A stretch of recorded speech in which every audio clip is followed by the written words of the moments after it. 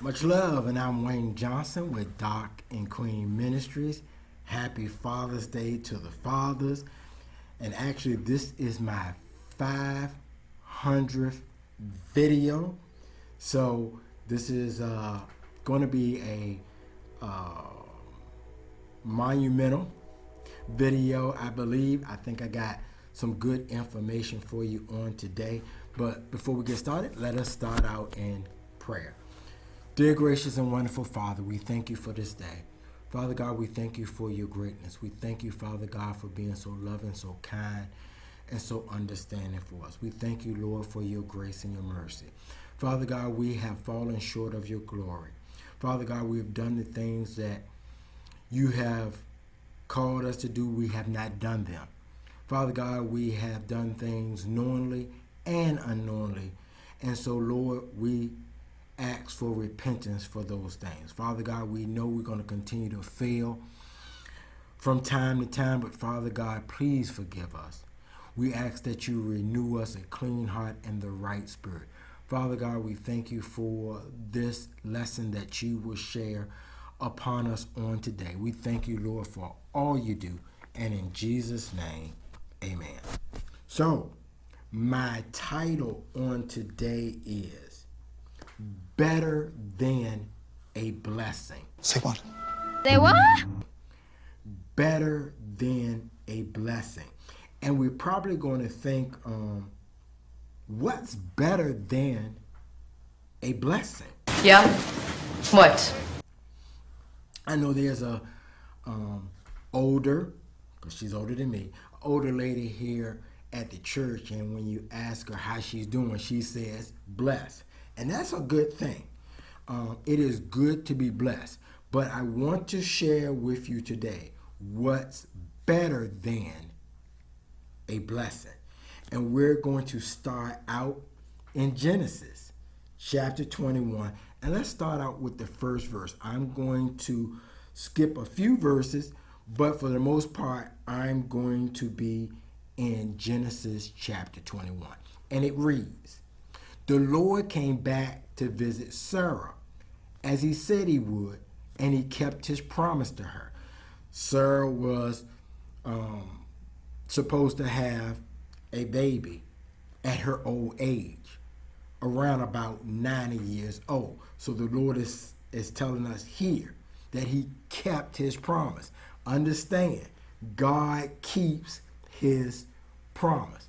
Verse 2. Exactly the time God said it would happen, Sarah became pregnant and gave birth to a son for Abraham in his old age. Abraham named his son Isaac. I'm going to go down to verse 9. Sarah saw Hagar's son playing. Hagar was the Egyptian slave woman who gave birth to Abraham's first son. Sarah said to Abraham, "Get rid of the slave woman and her son. Send them away. When we die, our son Isaac will get everything we have. I don't want that slave woman's son sharing these things with my son Isaac." That verse is key.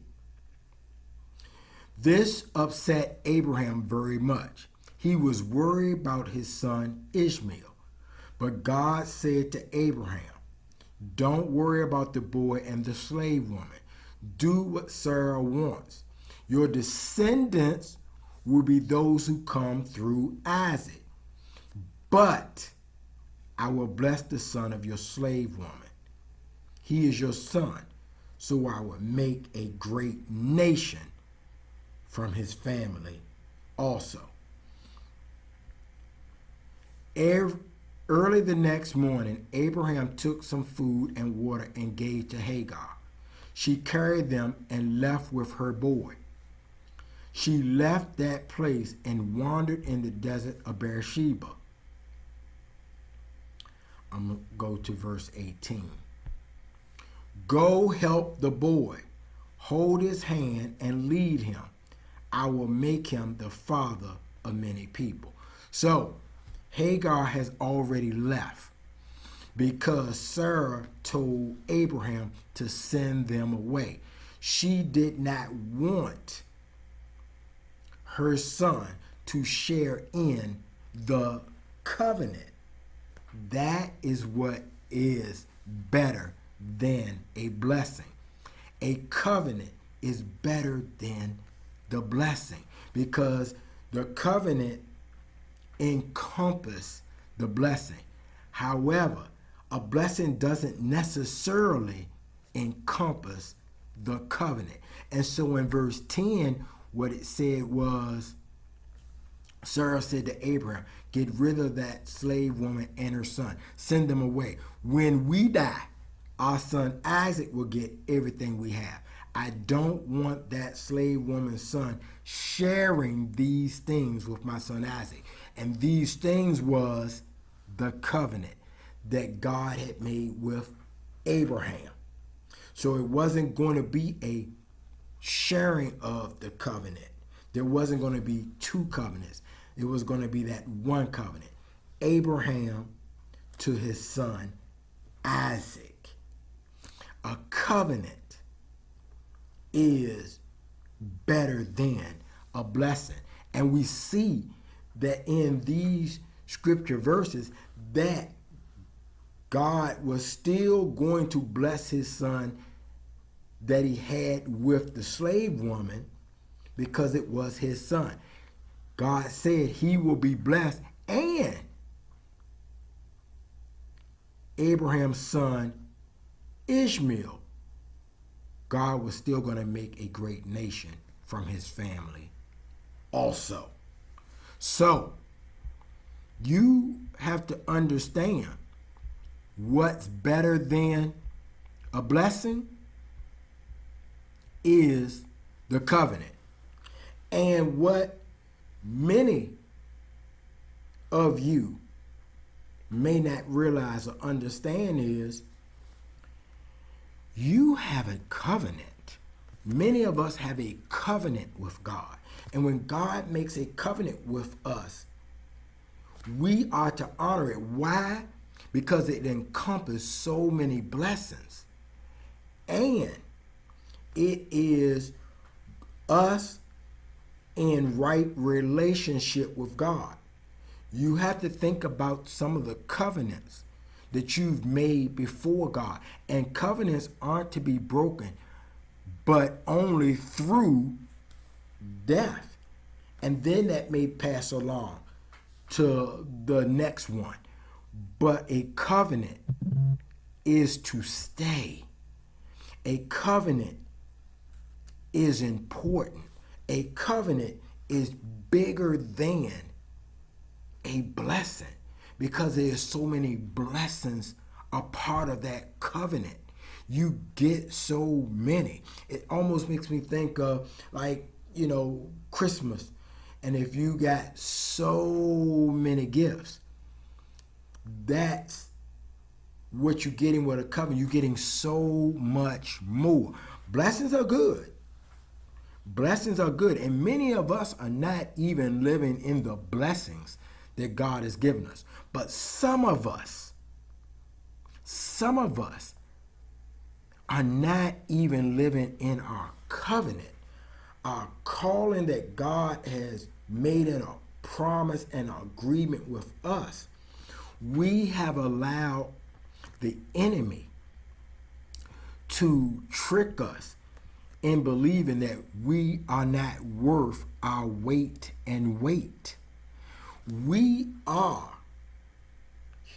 a huge blessing for the nations, for our family, for so many. But we can't serve in our covenant and the blessings that it has because we have allowed the enemy to trick us. Just think about Adam and Eve. When Adam ate from the fruit, how that covenant was broken between him and God because he was supposed to live forever.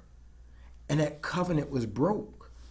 And God had to send his son to reestablish things. So you may have a covenant with God and you're not living in that covenant because you don't understand that you are supposed to be in your covenant and doing what God has called you to do because he has made a promise to you.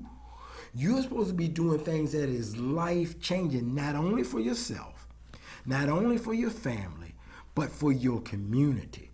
And so you have to understand, if God has made a covenant with you, or you have made a covenant that entails God,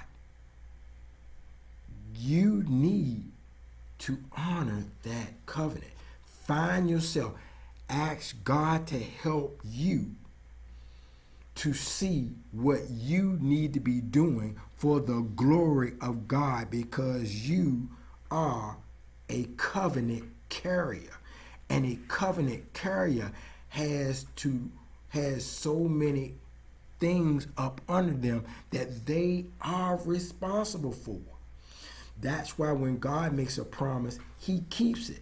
And when we make a covenant with him, we are supposed to keep it as well.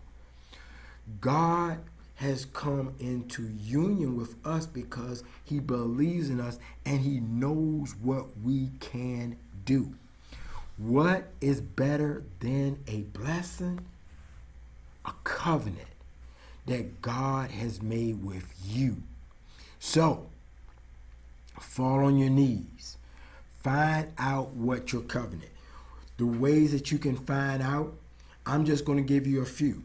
Could be dream. Could be hearing from God audibly. Could be a vision. Could be a street sign. Could be a license plate. Could be an angel come to you. Could be a person come to you. It could be an intuition that is already inside of you. Could just be a knowing. But whatever the case is, you need to connect to your covenant and be on the winning side, because God has called you for great things. Take care. God bless. Happy Father's Day and much love. There is more. And to finish off about the covenant, I want to finish off with Genesis chapter 22, verse 18. It reads, every nation on the earth will be blessed through your descendants. I will do this because you obey me. So if God and you have a covenant, you need to obey God.